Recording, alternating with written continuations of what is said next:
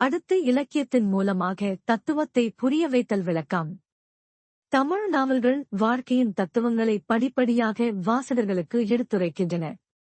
உதாரணம்: ஜெயகாந்தனின் சிவப்புக்குள் இருள் மனித வாழ்க்கையின் நிலைகளை தத்துவ ரீதியில் ஆழமாக ஆராய்கிறது. இதைத் தவிர உலகளாவிய அடையாளம் விளக்கம்.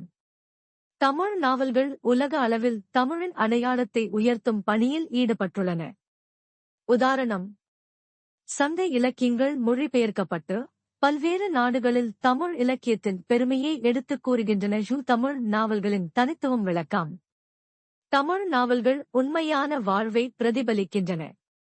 மனிதர்களின் உணர்ச்சிகளையும் எதிர்பார்ப்புகளையும் நேரடியாக தாக்கும் விதத்தில் எழுதப்படுகின்றன. தமிழ் மொழியின் செறிவு, செழுமை, அழகு ஆகியவை நாவல்களில் வெளிப்படுகின்றன. உதாரணம்: கல்கியின் பொன்னியின் செல்வன் தமிழ் வரலாற்றை மறுபரிசீலிக்க வைத்தது. தஞ்சை சோழர்கள் காலத்தை சுவாரஸ்யமாக வாசகர்களுக்கு கொண்டு வந்தது.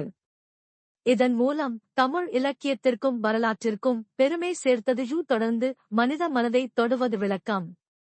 நாவல்களில் வரும் கதாபாத்திரங்கள் வாசகரின் உள்ளுணர்வுகளை தூண்டும் வகையில் எழுதப்படுகின்றன. அவை ஒரு பாத்திரத்தின் வெற்றி, தோல்வி, துன்பம், சந்தோஷம் போன்றவற்றை வாசகர் தன் வாழ்க்கையுடன் ஒப்பிட வைக்கின்றன. உதாரணம்: சிலப்பதிகாரத்தின் கண்ணகி பாத்திரம் நியாயத்திற்காக போராடும் பெண்ணின் தீர்மானத்தையும் குடும்பத்திற்கான தனது பாசத்தையும் வெளிப்படுத்துகிறது.